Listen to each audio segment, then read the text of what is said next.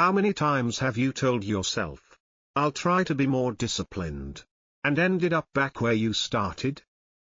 Are you truly acting, or just thinking about acting? The wise don't say, "I'll try." They choose, do, or don't. We've all said it. I'll try to wake up earlier. I'll try to stay focused. I'll try to be more consistent. It sounds like commitment. But more often than not, it's just a subtle form of procrastination. You try. You really do, but somehow, you get pulled back into that same loop: hesitation, overthinking, and delay. You mean well. You plan. But you don't start. The Stoics had a word for this: prohairesis, your faculty of will. The one thing you truly own. To them, it wasn't your thoughts or intentions that defined your character. It was your actions. Not "I'll try," but "I will," or "I won't." We live in an age flooded with self-help books, productivity hacks, and endless motivational content. You can read all the strategies, follow all the routines, and still stay stuck. If you never move. Because the Stoics didn't just talk about improvement. They practiced cutting through indecision with clear, deliberate action. Not sloppy hustle. Not frantic urgency. But virtuous, grounded doing. And this video is about that shift. From trying to doing. From thinking to living. From hesitation to command. This isn't motivational hype. It's a return to what the Stoics insisted was our true power.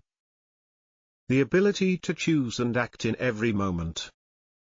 And when you stop trying and start doing, you don't just talk about the Stoic way. You begin to embody it. What trying really means.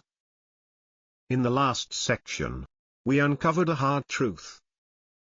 Trying often disguises hesitation. But now it's time to go deeper. Because the Stoics weren't interested in try. They were devoted to do. The Stoics were never vague about this. Trying is not within your control. Doing is. There's no virtue in endless rehearsal if it never leads to the performance. No honor in preparation if it never transitions into purposeful execution. Epictetus put it simply: without flourish. Don't explain your philosophy, embody it. This means no more endless explanations about how you're going to change. No more broadcasting your intentions for likes, approval, or a fleeting sense of progress. Quietly, steadily, powerfully. You act. You live your values. You show them, not in speeches, but in silence. Not in performance, but in presence. Because when your philosophy is real, it doesn't sit in a notebook. It shows up in how you speak, how you walk, how you respond to the unexpected. It's not something you think about. It's something you are. And here's the part most people miss. The words you choose reflect the life you build. Think about how often we use try as a placeholder. I'll try to be patient. I'll try to focus. I'll try to do better. But what if, instead, you said, I will be patient. I am focused. I choose to do better. The difference isn't just in grammar. It's a shift in ownership. The first version gives you an out. The second one holds you accountable. And when you hedge your words, you hedge your power. You live cautiously. You move conditionally. And your life becomes tentative. But the Stoics didn't live tentatively. They didn't hedge. They didn't ask for a guarantee before they moved forward. They made whole decisions, final, conscious, grounded in virtue. The Stoic discipline is about removing the fog. About confronting the subtle inner voice that says, not yet, not now, maybe later. Because trying is often just a story. One we tell ourselves to feel safe. To protect ourselves from discomfort, judgment, or the risk of failure. But let's not forget, comfort was never the Stoic goal. Marcus Aurelius didn't write, try to do your duty. He wrote, do your duty, without being noticed. There's an elegance in that. No noise. No fanfare. Just the act, clean, honest, unattached to reward. That's the kind of doing the Stoics demanded. And it begins with one bold, radical step. Stop saying try. Just for 1 week, remove the word try from your internal vocabulary. Replace it with I will. I choose to. I am doing. Watch how it reshapes your self-talk. Watch how your brain responds when the language you use signals commitment instead of escape. Then take it further. Each day, journal one moment where you took action instead of hesitating. This small habit will begin to rewire your mind. From thinking to doing. From wishing to willing.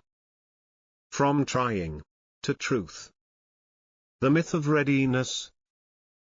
So what happens when you stop saying I'll try and start choosing I will? You meet the next obstacle, the one that's shaped many of our lives since childhood. The myth of readiness. From an early age, we're taught to wait. Wait until you feel confident. Wait until you're certain. Wait until the timing is perfect. We grow up thinking that action must be preceded by a kind of internal green light. That confidence must come before the first step. That clarity must arrive before commitment. That mindset must be perfect before movement. But here's the truth. Readiness is a feeling, and feelings are not within our control. Feelings change.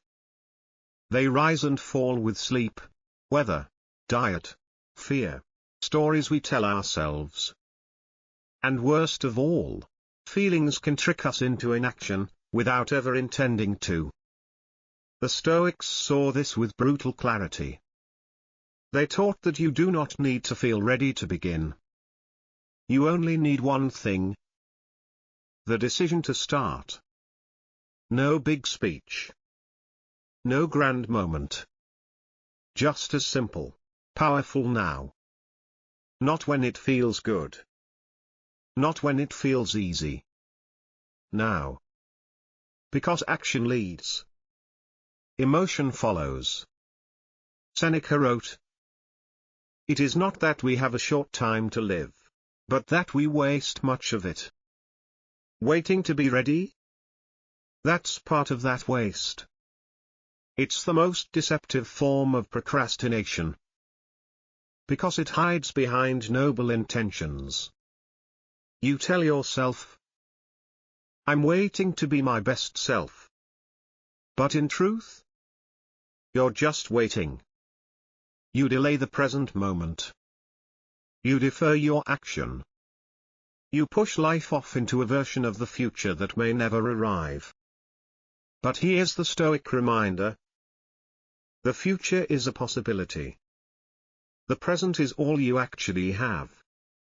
And what teaches you the most? Action. Not more thinking. Not another book. Not a better plan.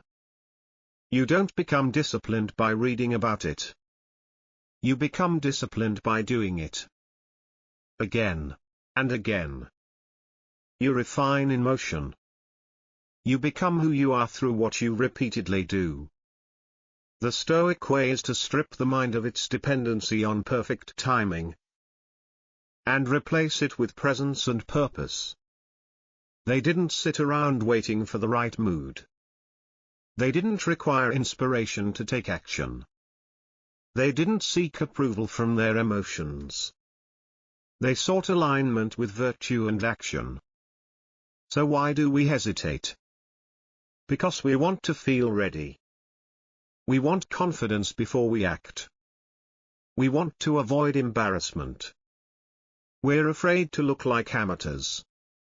We don't want to stumble in public. But what if we wait for fears to disappear?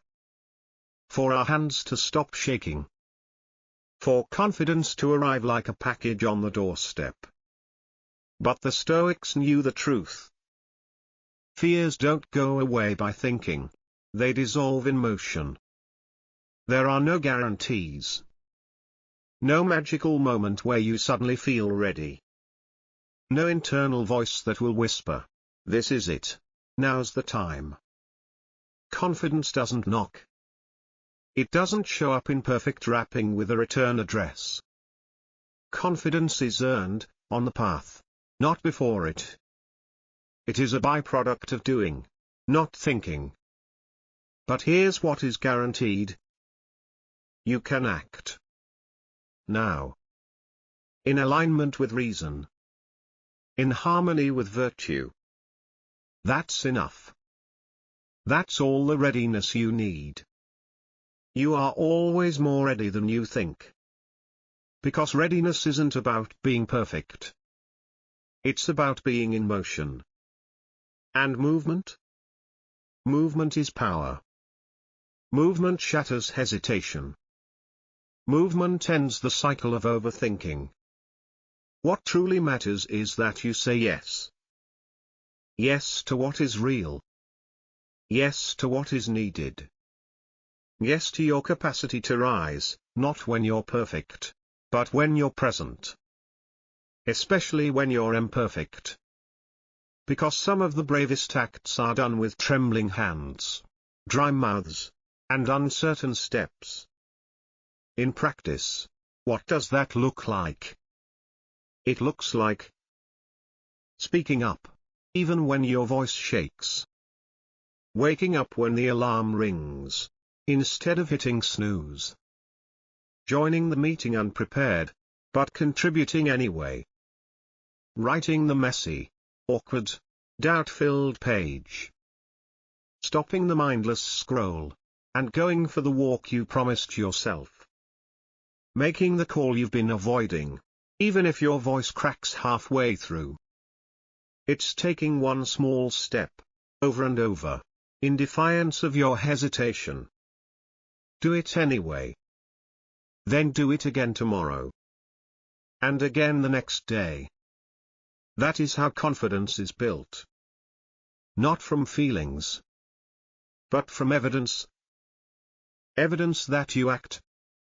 Evidence that you show up. Evidence that you move, even while uncertain. That's Stoic readiness. It's not a performance. It's a posture. It's not a feeling. It's a habit. Not an ideal. But a decision made in motion. So here's a practical challenge. Each morning, make a do-it-anyway list.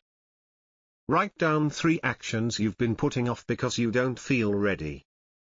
Then, do them anyway. Not because it feels good, but because you made a commitment to act in spite of discomfort. Then in the evening, reflect.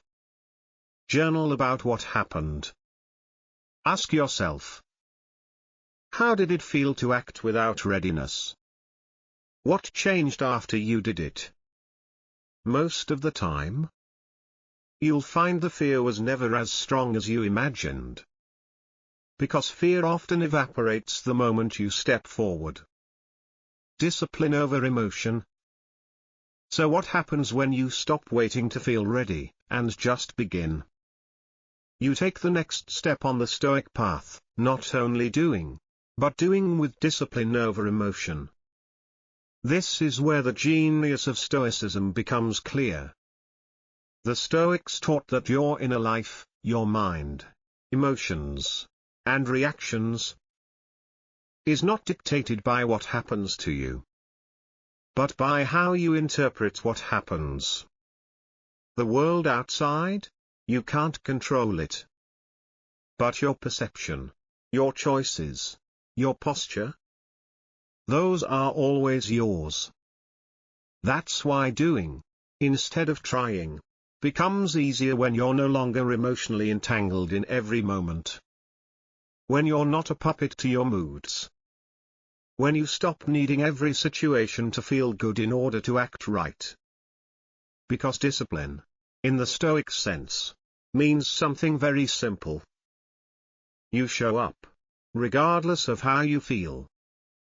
You do the task even when you're tired. Even when you're uninspired. Even when it's uncomfortable, awkward, or boring.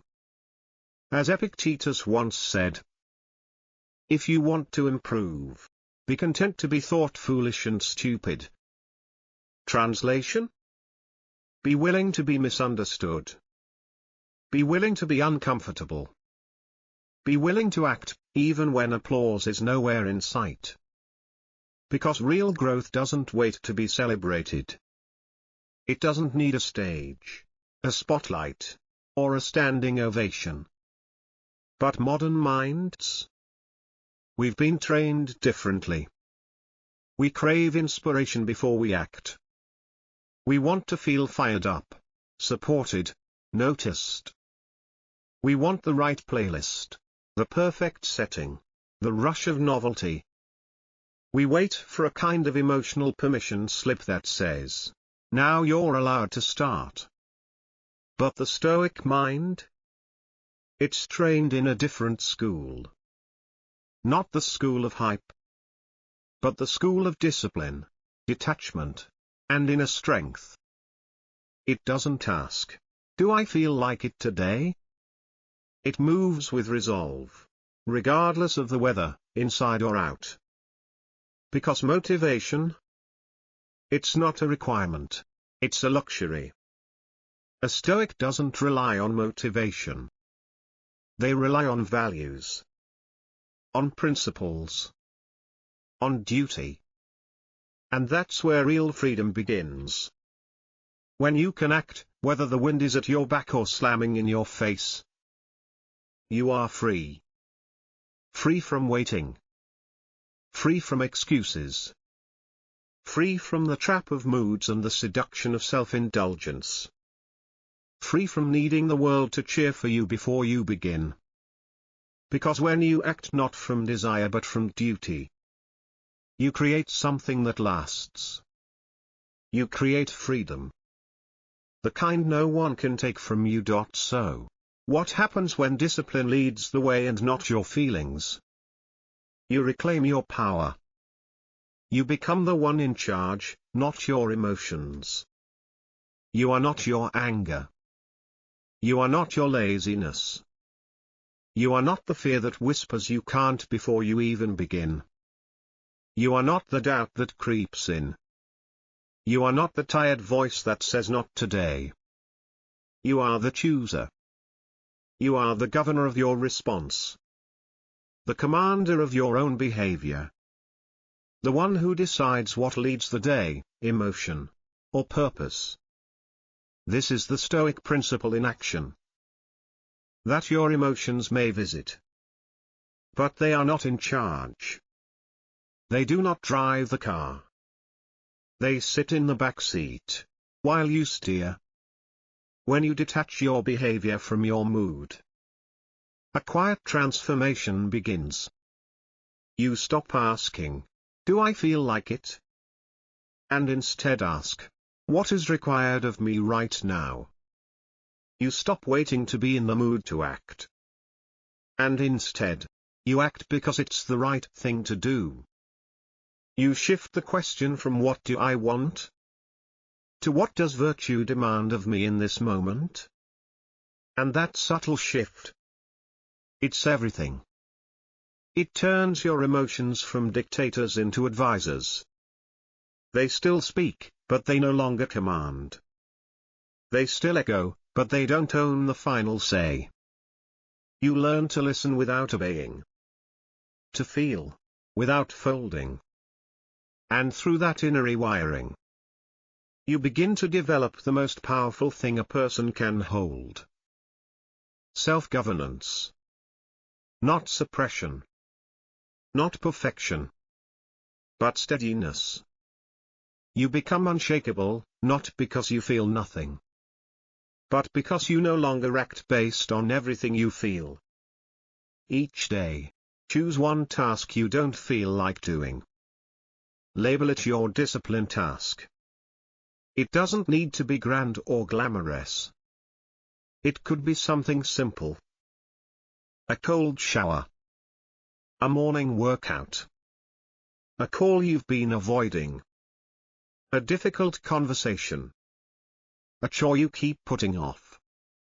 The goal isn't complexity. The goal is consistency.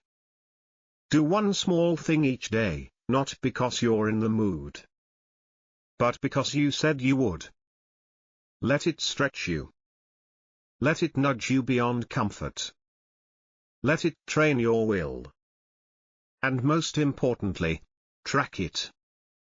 Keep a log, a notebook, a note in your phone. Every day, write down the task. How you felt before doing it. And how you felt after completing it. Were you anxious, bored, tired, frustrated? Write that down. Then observe how often that emotion faded once you acted anyway.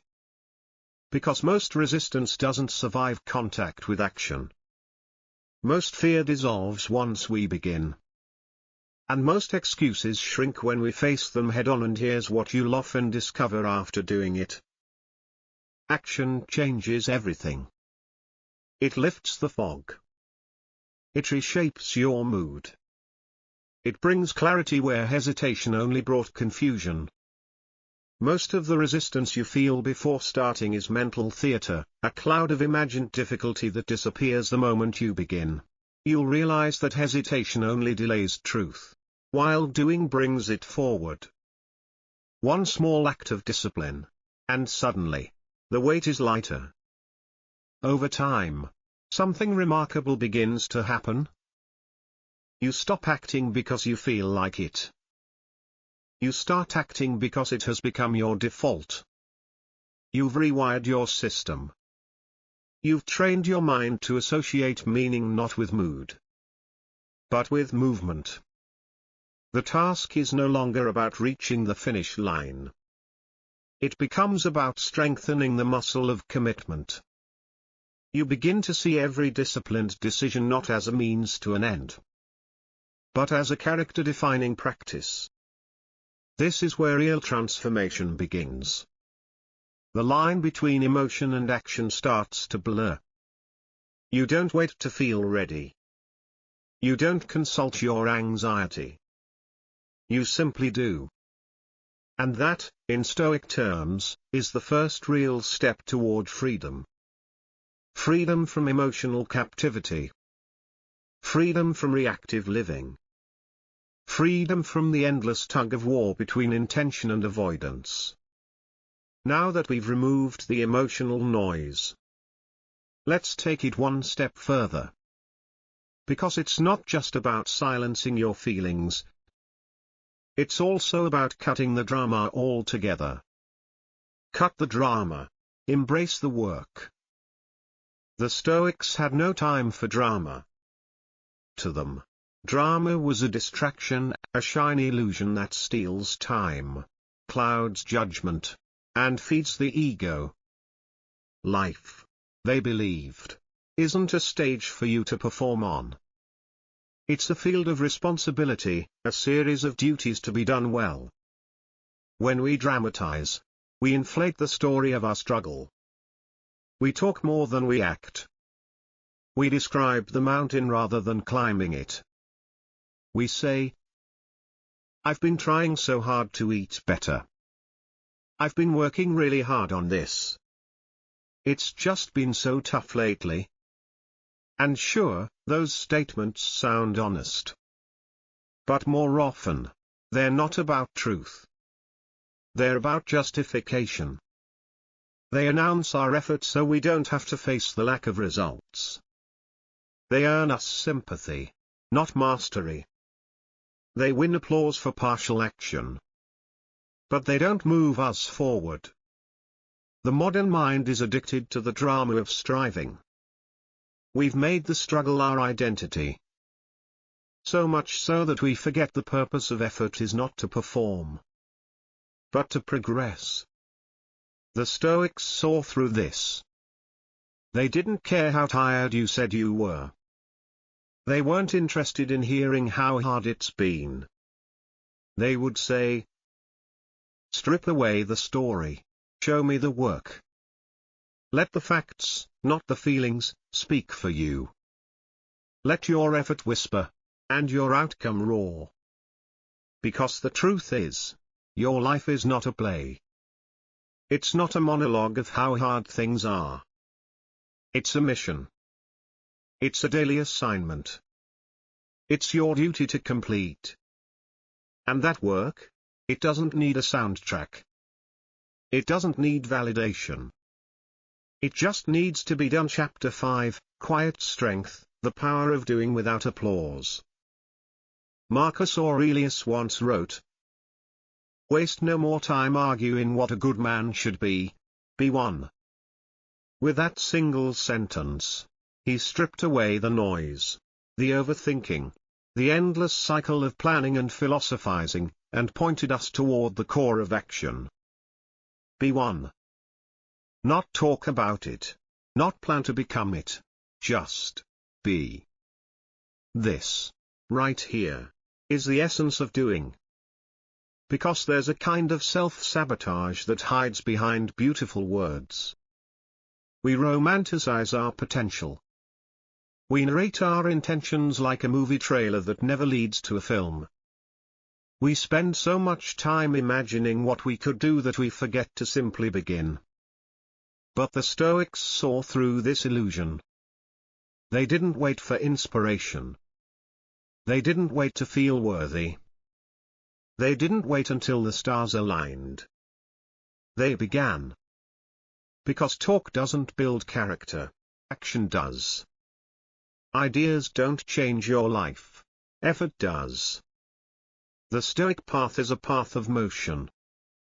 You don't need grand inspiration, you need initiation. The quiet decision to move, to step, to rise and engage. Because nothing changes until you do. The stream of effort, they might say, is already flowing. You just need to enter it. No one is going to hand you strength. No one is going to clap you into your future. You earn it, not once, but in every quiet moment you choose effort over ease. And here's the part most people miss. True strength is not loud. It does not demand attention. It's not found in the Instagram post or the dramatic declaration. It's not in the motivational playlist or the status update. It's found in the 5 a.m. alarm.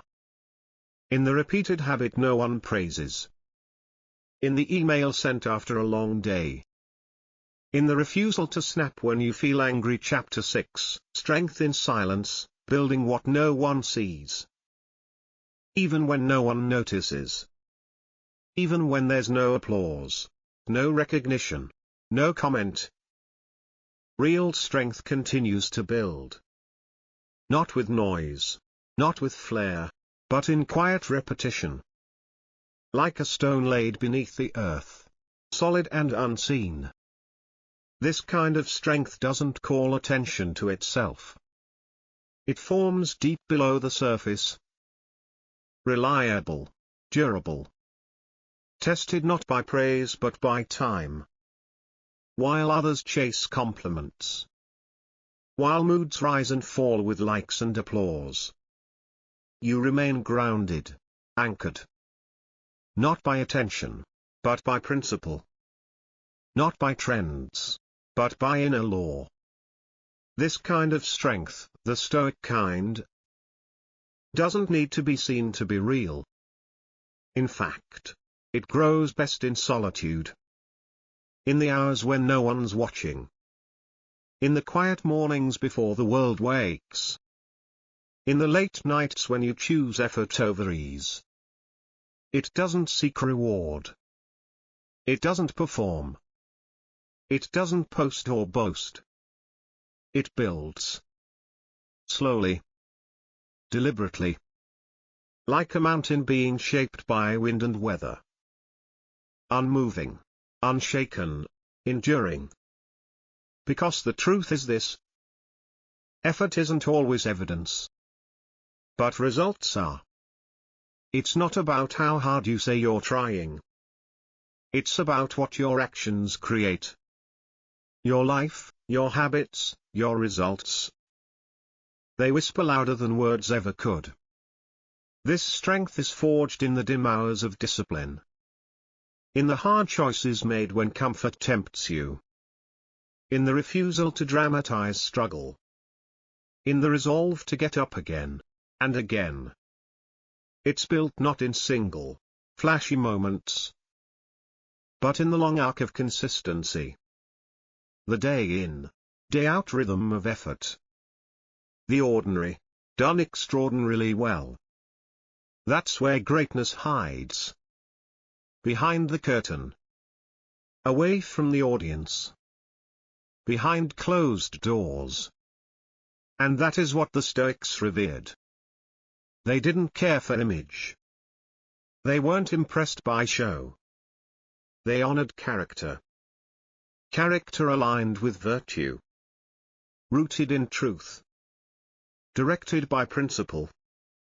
And built for the long haul. Because strength that's real. Unshakable strength. Doesn't rely on external validation. It doesn't bend to public opinion. It doesn't fade when the lights go out. It remains. Not because others approve. But because you respect yourself. Because you honor your word when no one else can hear it. This strength doesn't drift with the wind. It knows where it's going. It knows what matters. It stays focused when the world gets loud. Because it listens to a deeper voice. A compass within. This is the kind of strength worth cultivating. Not to impress others. But to be proud, deep down, of who you are becoming. Because eventually, the noise will fade. The crowd will leave. The spotlight will dim. And all that's left is the person you built in the silence. Let that person be strong. Let that character be worthy. Even of the hours no one saw. In the breath you take before reacting. In the steady hands that do the work, again and again.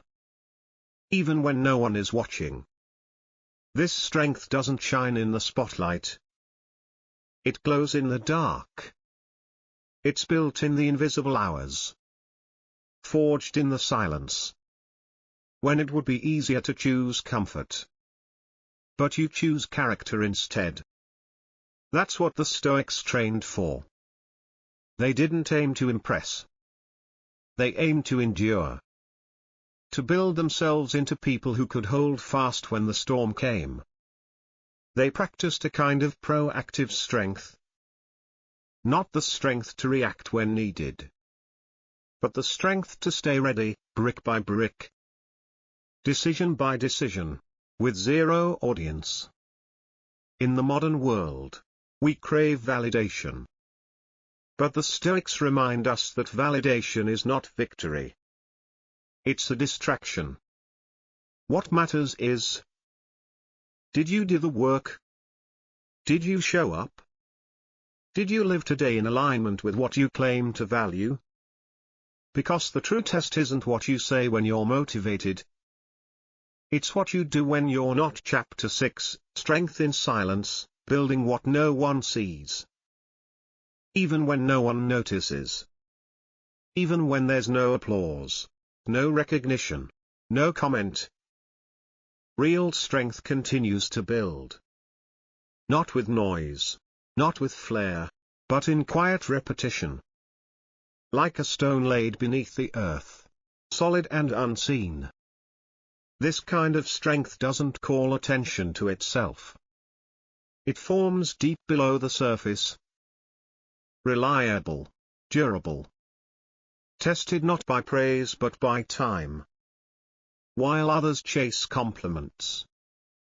While moods rise and fall with likes and applause. You remain grounded, anchored. Not by attention, but by principle. Not by trends, but by inner law. This kind of strength, the Stoic kind, doesn't need to be seen to be real. In fact, it grows best in solitude. In the hours when no one's watching. In the quiet mornings before the world wakes. In the late nights when you choose effort over ease. It doesn't seek reward. It doesn't perform. It doesn't post or boast. It builds.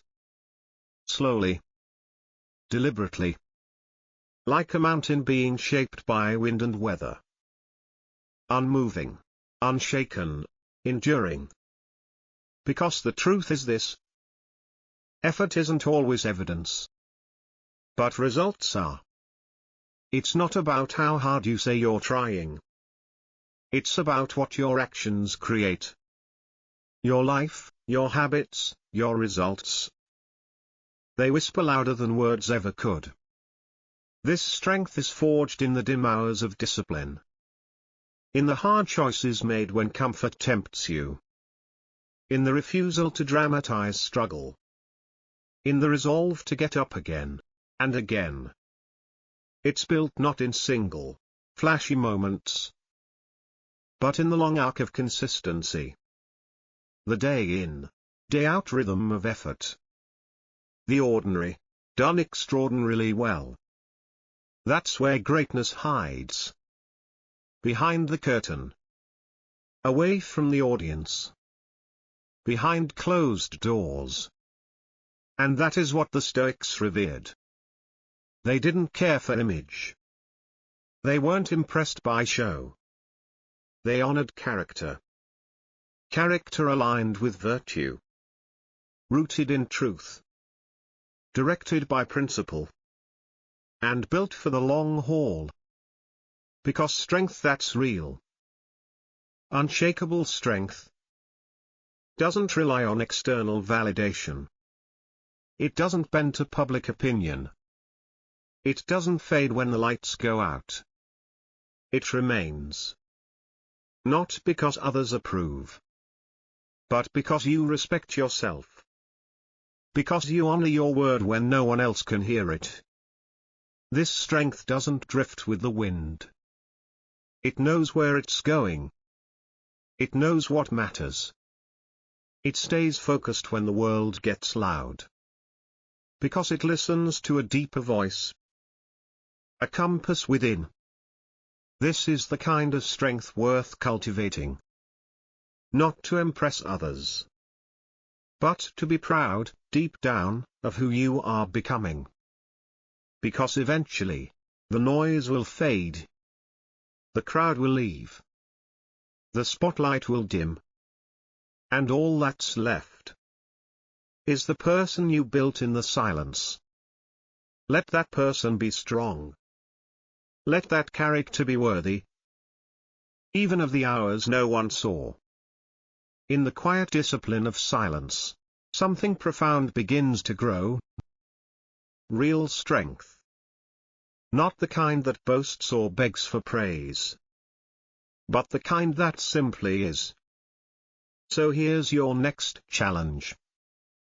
For one full week, no verbal self-congratulation. No telling others how hard you're working. No announcing your goals before you've started. No explaining your struggle to get sympathy. No seeking credit for effort. Just do the work. Let your results speak. Let your daily life, your actions, your presence, your output, become a living, breathing proof of your commitment. The Stoics had no interest in fanfare. They didn't gather applause. They didn't narrate their sacrifices. They showed up, executed with integrity, and moved forward. They believed the energy you spend describing your discipline is better used deepening it. Think about that. All the time we spend writing captions, telling stories, seeking validation for being disciplined, what if we turned that inward? What if, instead of narrating how focused we are, we actually became focused?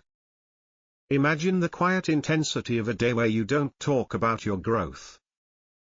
You just grow. You don't explain your struggle. You just endure. You don't talk about what you'll do. You just do it.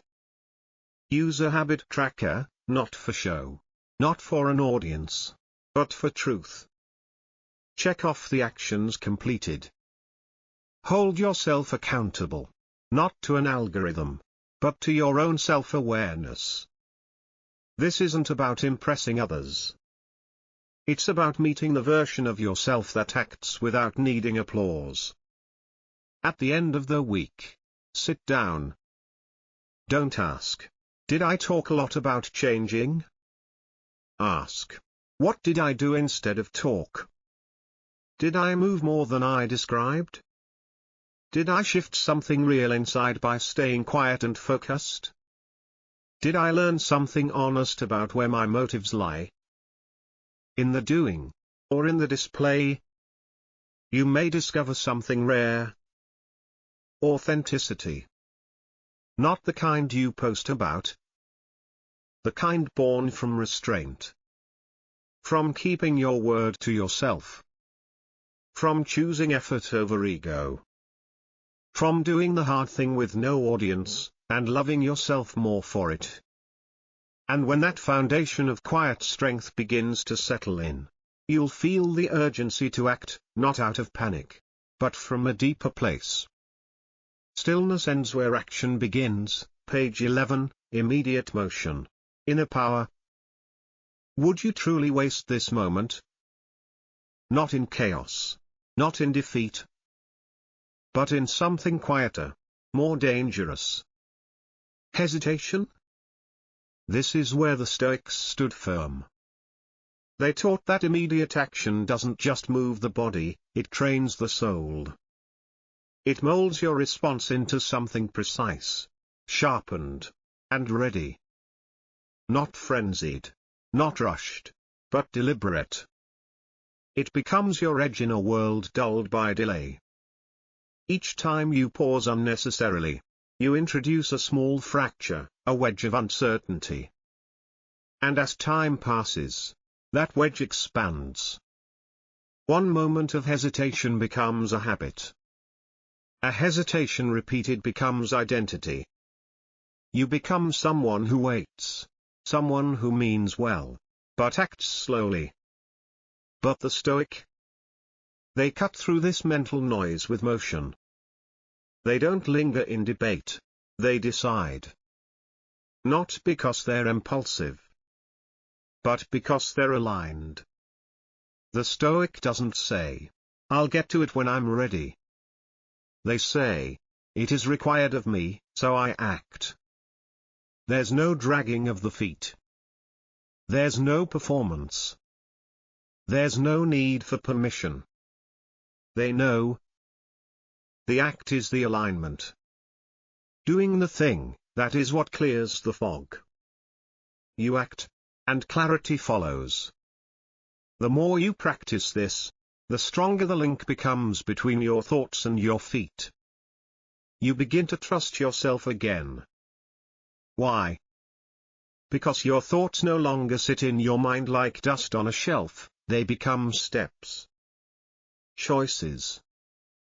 real movement. And that movement builds something unshakable. Self-trust. Not born from perfection, but from repeated courage. From showing up before you feel worthy.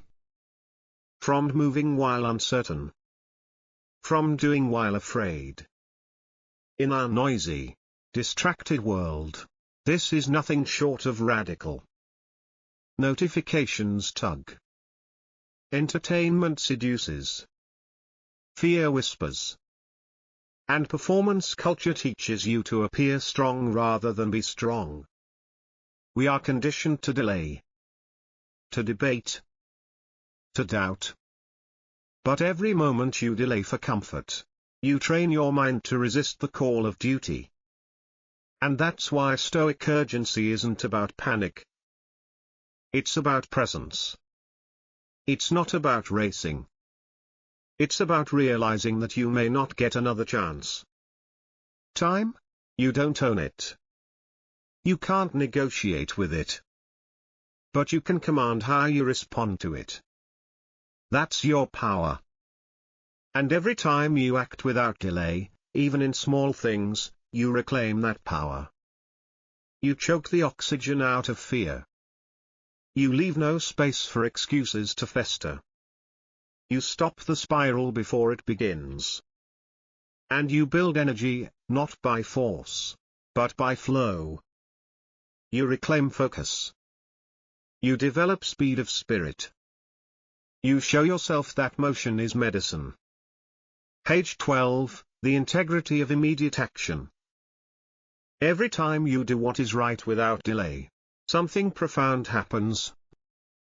You don't just check a task off your list. You deepen your integrity. You bring your ideals down from the clouds and place them firmly in your hands. You align who you aspire to be with what you are actually doing in real time. That's when you start earning something rare and powerful. The respect of your own soul. No more living in standby mode. Waiting for motivation, permission, or the perfect mindset. You begin living on purpose. Not as a vague dream, but as a daily decision. To act, to move, to step forward now. This is the hidden strength behind the Stoic's presence. Power not from dominance or volume, but from the quiet discipline of doing what needs to be done, when it needs to be done. And here's how you build that power. For the next 3 days, practice the 2-minute rule inspired by Stoic urgency. If a task will take less than 2 minutes, do it immediately. No delay, no mental debate, no bargaining. Whether it's replying to a short message, tossing trash in the bin, putting away that one item, or making a micro-decision. Do it, now. This isn't about speed, it's about training your reflex for action. It's shocking how many mental cobwebs are swept away by simply dealing with small things in the moment. You begin to notice something. These 2-minute moments are not trivial. They are muscle-building reps for your willpower. They teach you that action doesn't need a mood. It needs a moment, and the moment is always now. But don't stop there. Each day, take it further. Choose one task you've been avoiding. Something mildly uncomfortable. Something inconvenient. Something you've been quietly putting off. Maybe it's that awkward email. Maybe it's organizing that one drawer. Maybe it's starting that new habit you keep postponing. Don't wait. Don't psych yourself out. Just do it. Then, this is crucial, reflect. Ask yourself. What did I feel before taking action? What story was my mind telling me? What changed once I acted? Did my energy rise? Did my confidence grow? Was it as difficult as I imagined, or surprisingly light? You'll often find the resistance wasn't real, just a shadow cast by delay. And with every single one of these reflections, you reinforce a truth that too many forget. Motion creates clarity. Action builds self-respect. Hesitation steals both. Page 13, Virtue in Motion. As the habit of immediate action becomes part of you, it does more than keep you productive. It begins to serve as a compass. A steady guide towards something much deeper than efficiency. Toward the Stoic ideal. Live now. Act now. Waste no time. Chapter 6, Virtue in Motion. To the Stoics, virtue wasn't a theory. It wasn't a poster on the wall or a slogan on a bracelet. It was a living force, something you embody or you don't. Virtue, in their eyes, was never static. It wasn't about thinking the right thoughts, or saying the right words. It was about moving through your day, moment by moment, choice by choice, in alignment with courage, wisdom, justice, and temperance. As Epictetus said, first, say to yourself what you would be, and then do what you have to do. Modern thinking often splits identity and action. You say who you are, and hope your actions will someday catch up. But the Stoics taught something different, something radical. You are what you do. If you acted with courage today, then today you were courageous. Not next month. Not when someone gives you a title. Now. There is no certification for virtue. There is only evidence, and it is found in your decisions.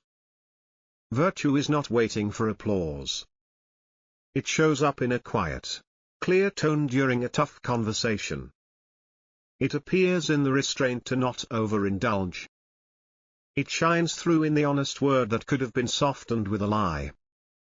Every day is a test. Not a public one. Not one graded by a boss or a peer. But a test measured by the still voice inside you. When you withhold judgment in a heated moment, choose integrity over comfort, speak honestly instead of pleasing others, reflect before reacting. That is Stoicism in motion.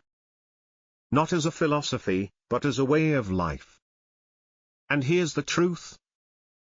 These moments rarely feel grand. They don't feel like moral milestones. They feel ordinary. Like choosing oatmeal over sugar. Or walking away from gossip. Or pausing to breathe before replying to a rude email. But those small choices? They are bricks. They build something unseen but unbreakable. Your character. You don't become wise overnight. You become wise by choosing reflection over reaction. You don't become just in theory. You become just by treating others fairly, even when no one's watching. Every single decision becomes a miniature sculpture, a chisel stroke on the statue of who you are becoming. And over time, that consistent alignment, that unwavering return to principle, becomes your structure. A moral architecture capable of withstanding storms. It's not glamorous, but it is solid. It doesn't get built on promises or appearances, but on one honest choice. One clear action. One quiet stand, at a time. Page 14, Virtue in the Unseen Moments. When the pressures of life build. When crisis strikes without warning. What holds you steady? It's not luck. Not motivation. but the moral architecture you've quietly built. Brick by brick. Choice by choice. Moment by moment. This kind of strength doesn't appear in a flash of brilliance. It doesn't come from dramatic bursts of inspiration. It's born from something far less glamorous, but far more powerful. Calm, steady, repeated embodiment of your values. That is the Stoic rhythm. Quiet, firm, unshaken. Like a mountain enduring seasons. Not because it moves fast, but because it doesn't move at all. The Stoic doesn't seek applause. He doesn't chase visibility. He doesn't need to be seen. He commits to principle. Over and over, especially when no one is watching. And that, right there, is the most sacred test of all. When you choose what is right, with no reward, no recognition, no spotlight, only your own conscience as a witness. That's where character is truly forged. Anyone can act well when admired. But only the disciplined soul chooses well when alone. When there's no praise, no payoff, and no proof anyone will notice. That's where real nobility lives. The Stoics believed this. It is in the unseen efforts, the quiet decisions in daily life, that your philosophy becomes real. It's how you reply to an email when you're tired. How you listen fully during an ordinary conversation. How you manage your time when no one's tracking it. How you carry yourself in small moments with discipline and grace. This is where Stoicism transforms. It shifts from something you think about to something you breathe. From being a philosophy you study to becoming the essence of who you are. And here's the beauty of it. The more you act in alignment with your values, the more natural they become. What begins as effort turns into instinct. What once required discipline begins to feel effortless. Virtue stops being something you perform and becomes something you embody. That's the Stoic ideal. A life so aligned that wisdom, courage, justice, and temperance are not imposed, but instinctive. So here's your practice. Reflect and record the 4 virtues.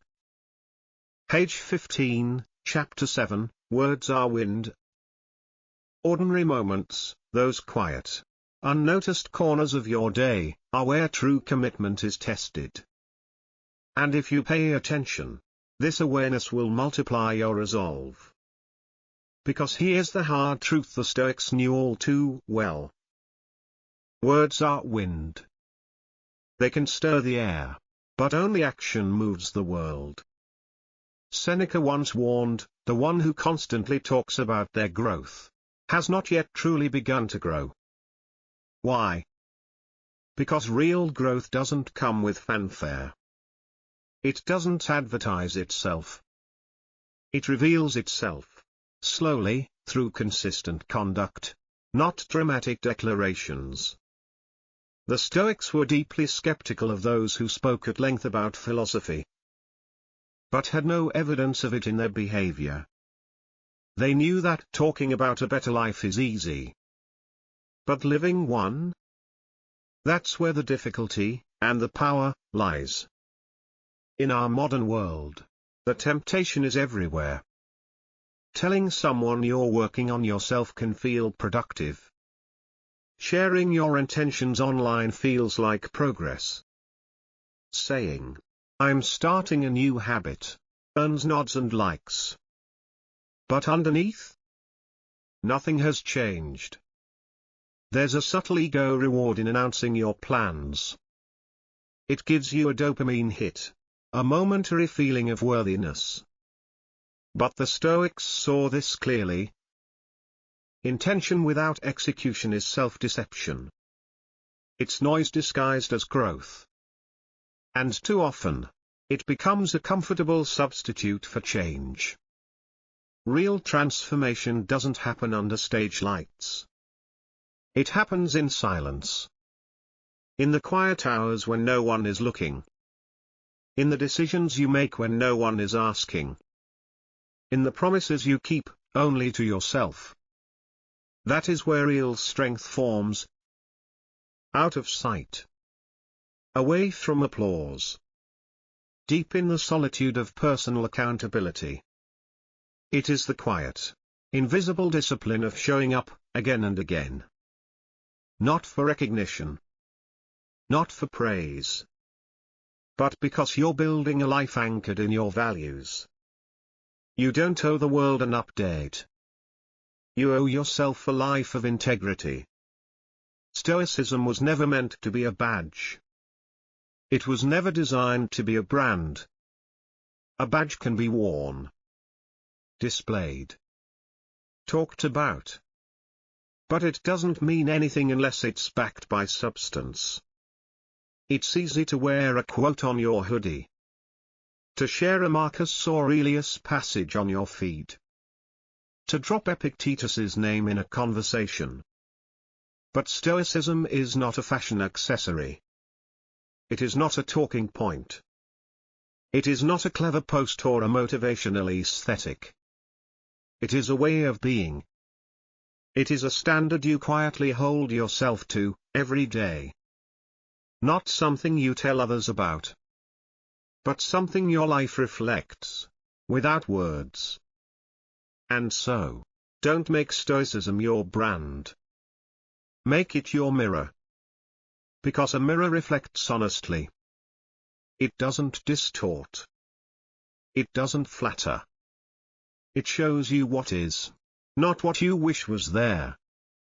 And that's what Stoicism demands. Self-honesty. Consistent behavior. If your philosophy is real, truly lived, not just studied, it should humble you, not make you feel superior.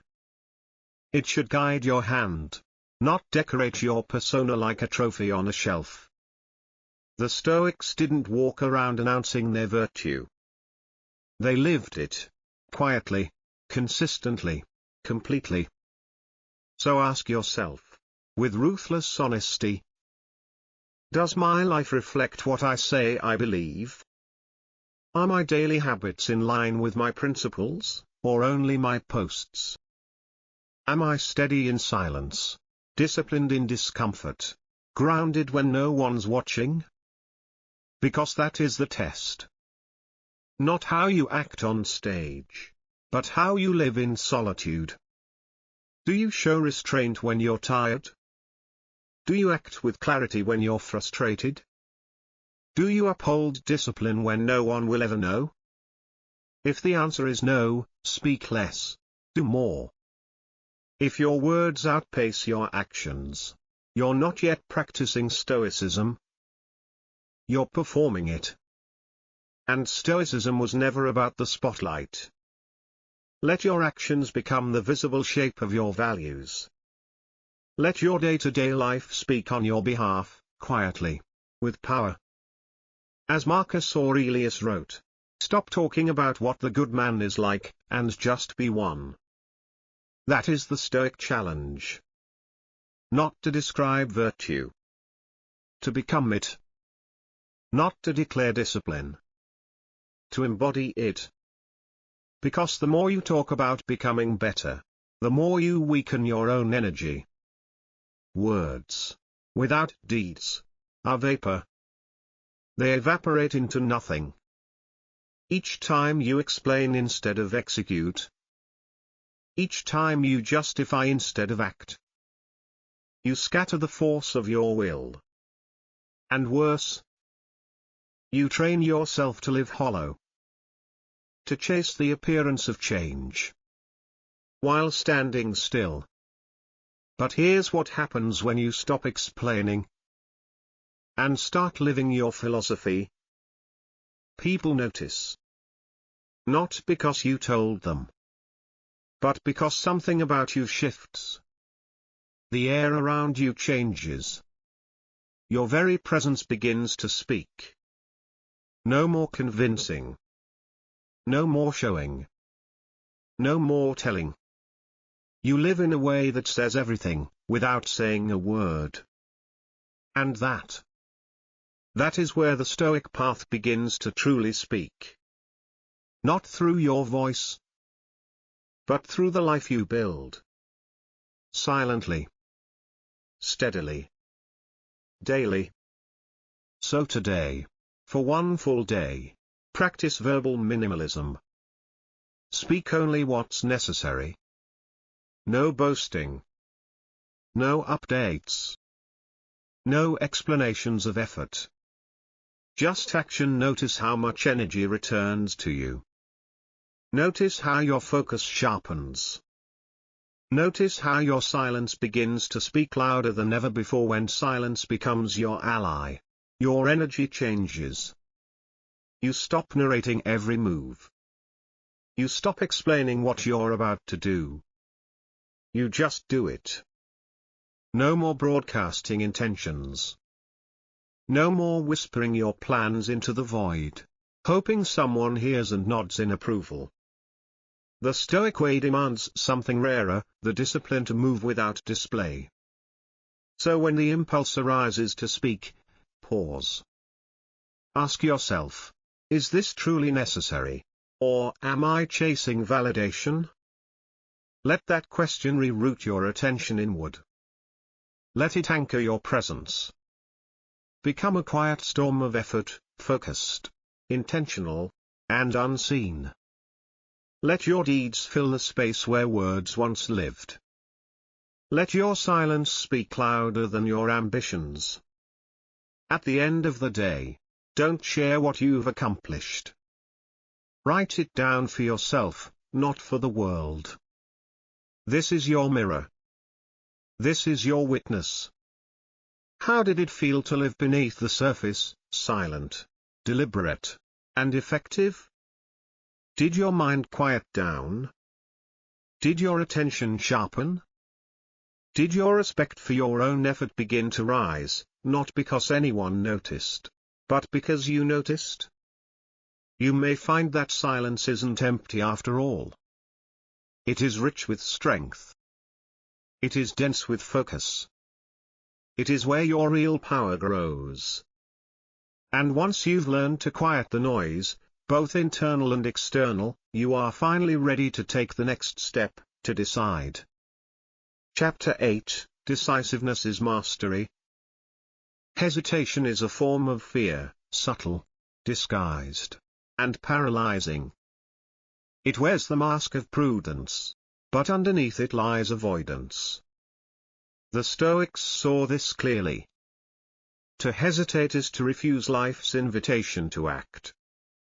They believed that decisiveness, when guided by reason and virtue, is not just a practical skill, it is a sign of inner mastery. To choose swiftly, not recklessly, but with grounded clarity, is the mark of someone in command of themselves. Indecision, on the other hand, is mental chaos. It's a loop of second-guessing. A spiral of what-ifs. A quiet drift into stagnation. You circle the same options. You wait for the stars to align. You consult endless opinions. You search for certainty, but certainty never comes. And while you wait, you drift. And drifting is the enemy of the Stoic path. It is the slow erosion of purpose. But a person grounded in principle doesn't sway at every storm. They don't stop to overanalyze each discomfort. They refer to their inner compass, their values, and they move. Marcus Aurelius did not indulge in the luxury of endless self-questioning. He moved with duty, not with doubt. And the more he acted in accordance with principle, the more his confidence grew. That's the paradox.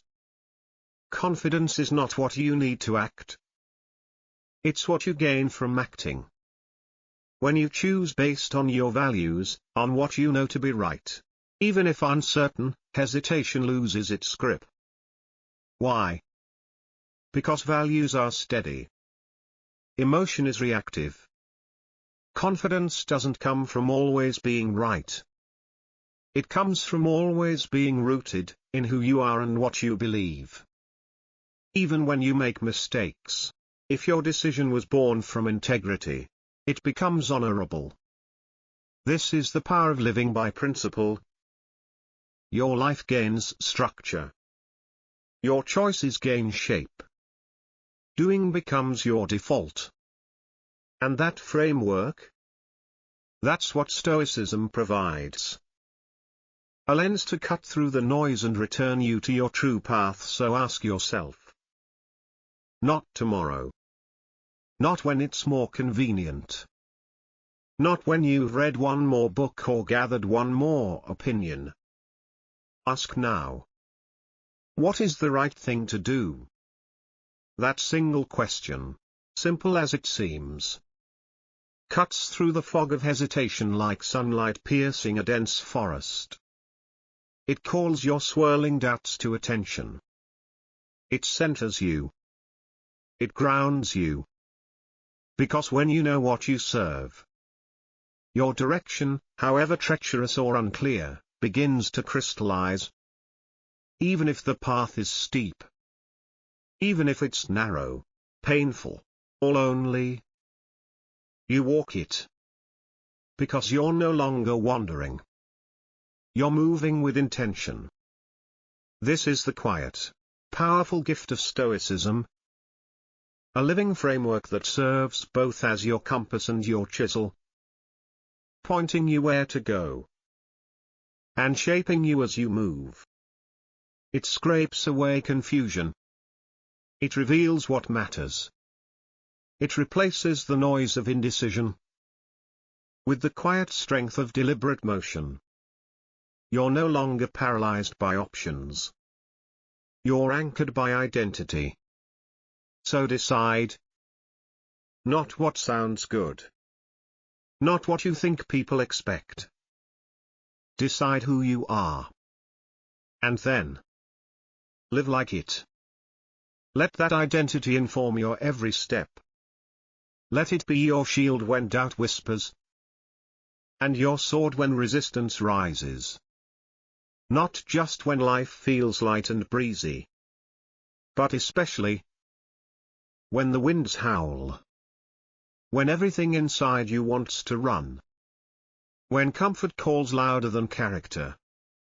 That's the moment when your values either stay ink on a page, or become the fire in your chest. If you say you are courageous, then be brave. Stand where fear tells you to flee. Hold steady in the presence of pain. Let your knees shake, but stay standing. If you seek wisdom, then ask the questions no one else dares to ask. Interrogate your own bias. Seek truth even when it threatens the stories you've built your identity upon. Especially then. If you believe in justice, then uphold it when it costs you.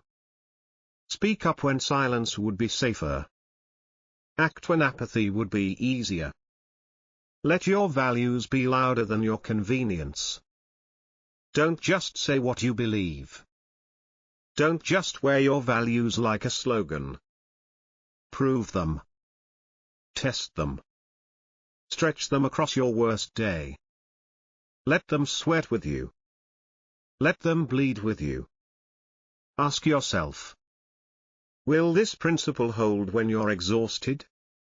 Will it guide you when you're criticized or rejected? Will it still matter when the applause is gone, when no one is watching? Because this is how ideals become identity. This is how philosophy becomes character. It's easy to be virtuous when the sky is clear. But when the storm slams your door, that's when the real test begins. That's when you stop being a fan of Stoicism and start being its living embodiment.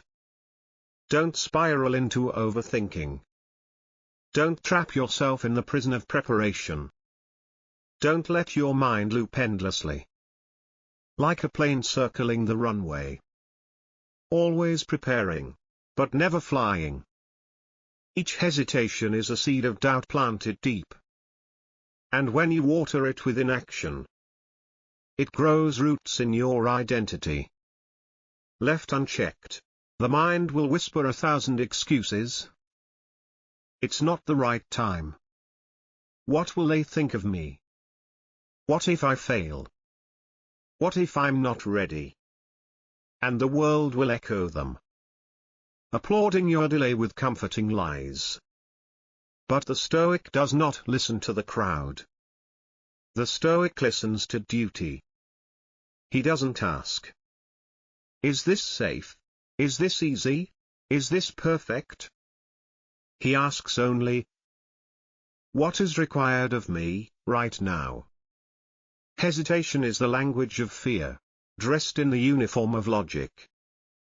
We say we're waiting for clarity, but we're often stalling for comfort. We disguise delay as thoughtfulness. We wrap fear in reason. We want certainty, but what we're really asking for is a guarantee. Will this work out? Will I succeed? Will they approve? Will I feel good doing it? But the Stoic doesn't ask for those answers. He doesn't bargain with fate for assurance. He simply asks one question. What does virtue require of me right now? That's it. That's the whole compass. Everything else, fear, doubt, opinion, outcome, is background noise. And if the answer demands effort, or risk, or discomfort, so be it. That's not a problem. That's the price. For the Stoic, principle, not popularity, determines direction. Integrity, not ease, charts the course. Each decision is filtered through values. It either aligns with virtue or it doesn't. There is no third lane. There is no maybe. The grey shrinks. The fog lifts. The path, though steep, becomes clear. Because when virtue is your compass, you no longer drift. You no longer chase consensus, or depend on external conditions to choose. You are anchored by a deeper law, a personal code carved into the fabric of your being. And with that code, decisiveness becomes a byproduct. No more endless overthinking. No more spinning in place. When you know what you serve, action stops being a debate. It becomes your nature. This inner framework works in every terrain, every season, every trial. Whether the mountain is tall or the path is narrow. It's not just for life's big moments. It's for the small ones too. Telling the truth when it's awkward. Resisting the cookie when your body craves comfort. Holding your ground when the crowd leans in. Virtue becomes your standard. Your compass. Your shield. Your sword. In a world addicted to hesitation, to likes, to opinions, to excuses, the person who moves with clarity becomes a force of nature, unyielding, composed, effective. They don't wait for certainty. They act because they are certain of who they are. And that certainty doesn't come from ego. It comes from alignment. When your values are set, decisions are no longer decisions. They are expressions of your identity. They are motion with meaning. So here's the practice for today. Create a decision framework based on the 4 Stoic virtues. Wisdom, is this thoughtful and informed? Courage, am I choosing bravery over avoidance? Justice, is this fair and true to others? Temperance, am I balanced, or ruled by impulse? For every choice today, big or small, run it through this filter. Don't overanalyze. Just ask, choose, move. And tonight, reflect. Did this make your decisions easier? Did it bring calm where there was once chaos? Did it make you feel more grounded, more like yourself? Then remember this. Virtue is not something you ponder. It's something you practice. You slipped. You forgot. You failed to live up to your own standard. Good. Now what? That's the Stoic response. Not shame. Not guilt. Not the endless spiral of overanalysis. Just the next move. Seneca said, "Every new beginning comes from some other beginning's end." There is no end to self-mastery. There is only the next opportunity. The next moment. The next step toward who you said you wanted to be. But most people don't return to the path immediately. They wait. They stall. They create an emotional cushion between the failure and the return. They imagine a dramatic comeback.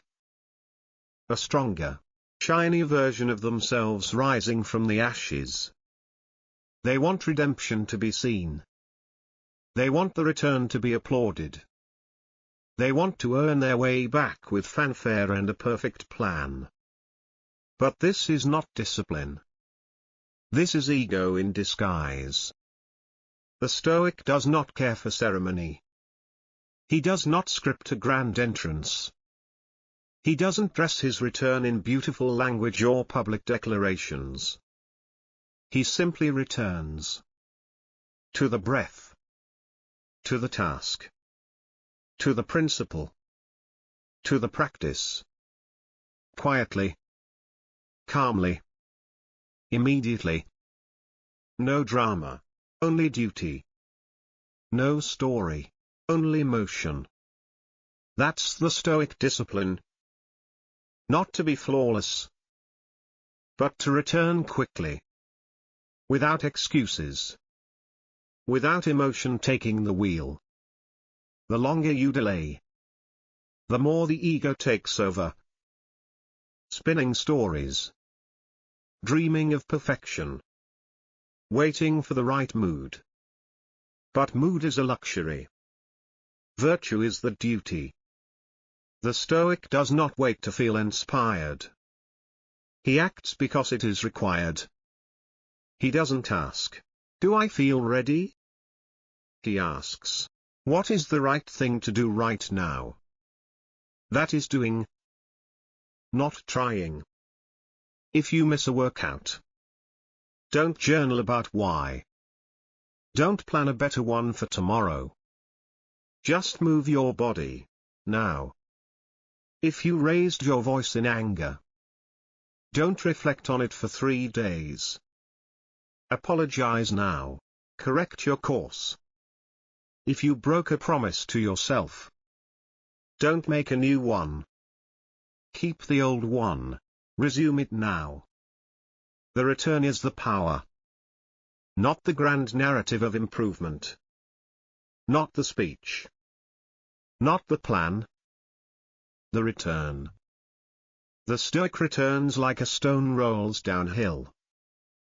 Unmoved by judgment. Untouched by pride. He is not interested in applause or perfection. Only alignment. He knows that true strength is not found in the flawless execution of a plan, but in the willingness to begin again. again and again and again. So begin again. Silently. Immediately. Without excuse. Without delay. Let this moment be your restart. And if you fall again? Good.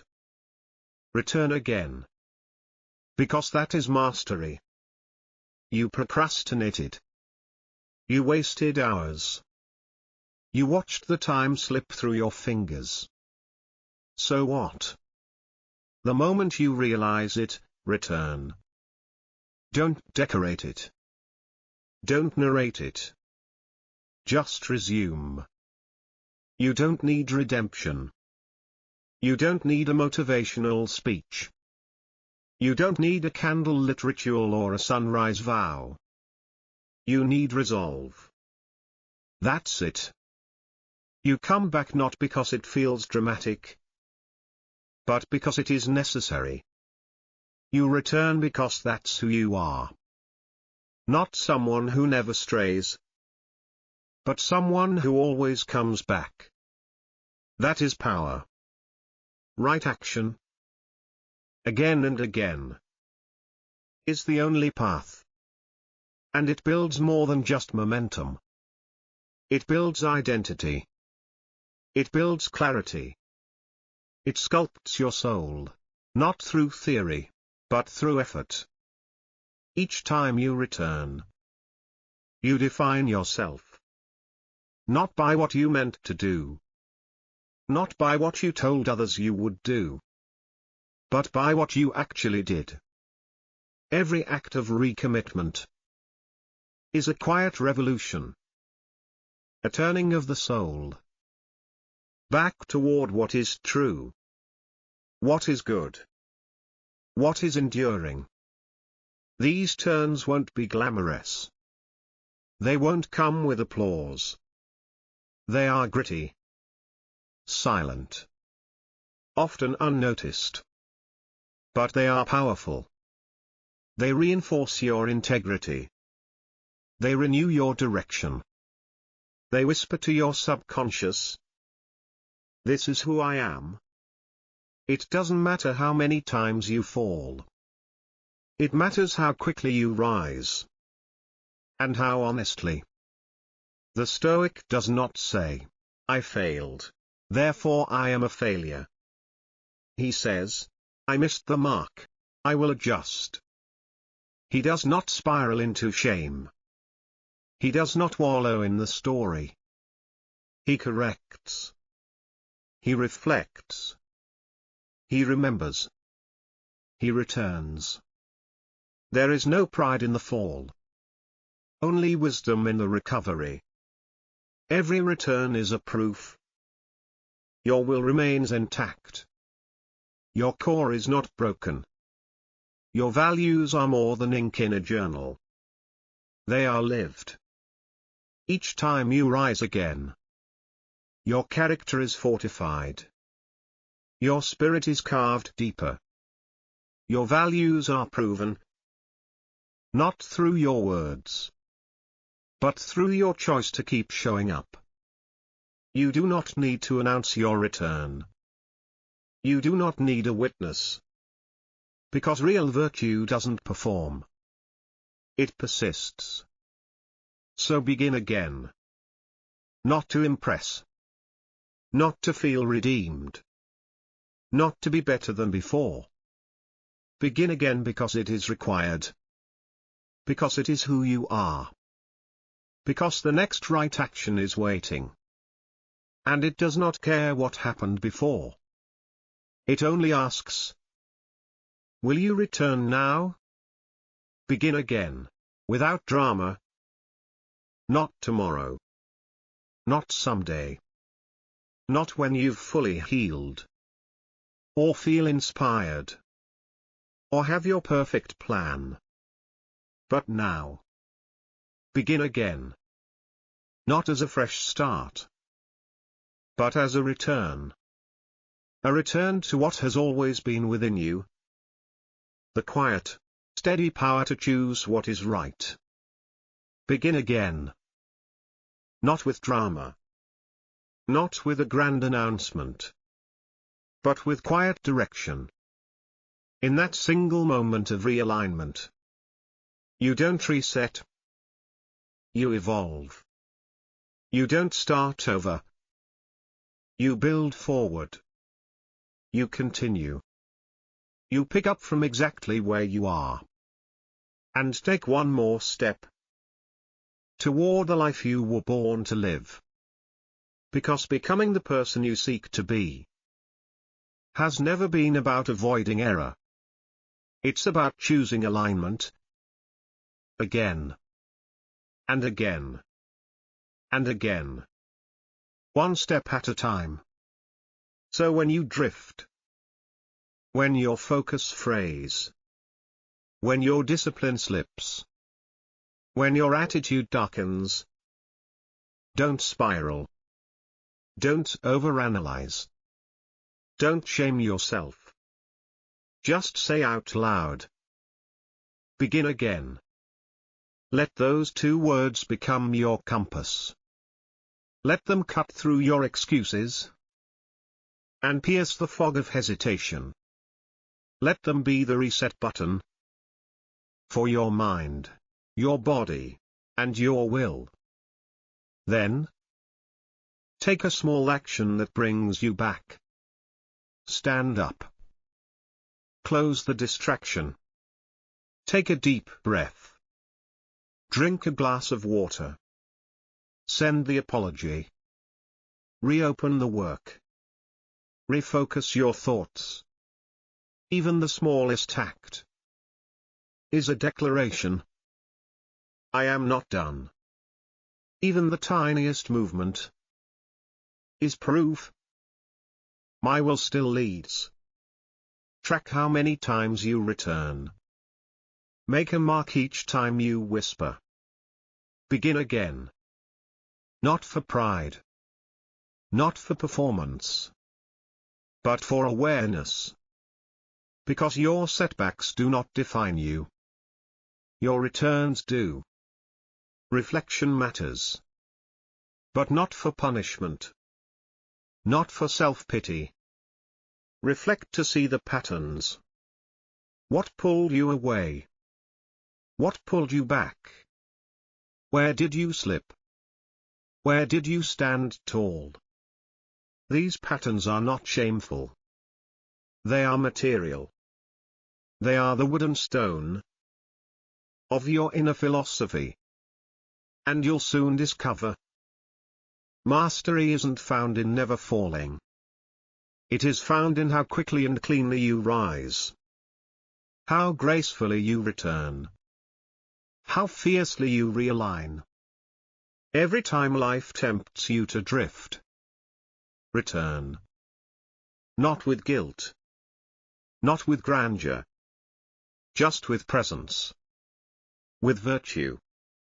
With one right step. The path of substance. Live with moral focus.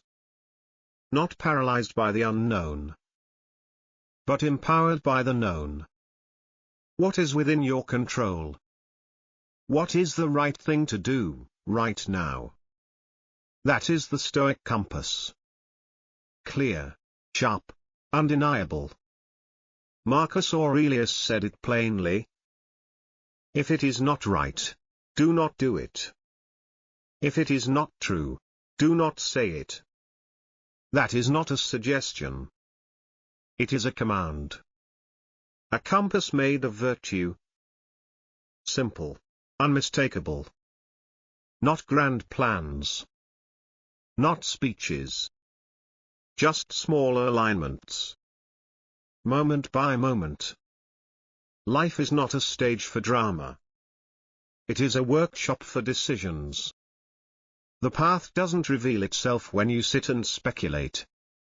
It appears in motion. It carves itself as you walk it. Trying. Often, it's just hesitation in disguise. A soft veil for fear. A subtle excuse wrapped in the word preparation. It's looking 10 steps ahead, while ignoring the one right in front of you. It's obsessing over outcomes, while neglecting the only thing that moves them: the process. It's clinging to control, while abandoning responsibility. But doing is honest. Doing is humble. It admits you don't know everything, but you lacked anyway. You don't need perfection before participation. You don't need a grand entrance or applause. You just need to begin. Doing accepts imperfection. It welcomes uncertainty. And it insists on motion. It trusts that understanding deepens as you go, not before. You don't get clarity from thinking harder. You get it from doing better. You find your way by walking it. You build courage by moving forward. One clear, quiet act at a time. One moment of honesty inspires the next. One act of discipline opens the door to greater mastery. Progress compounds, not in dreams, but in presence. This is the Stoic rhythm. Simple, silent, sure. Not through loud declarations, but through the daily rhythm of effort. Not in being seen, but in the quiet integrity of execution. Not in future fantasies, but in this step, now. The Stoic doesn't ask for the whole path. He asks for the next right step. And then he takes it. No need to try. Just do.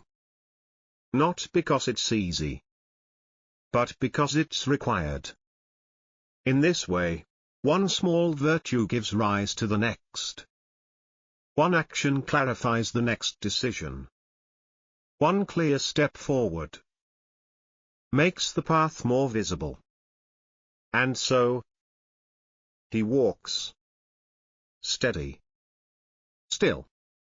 Aligned. No rush.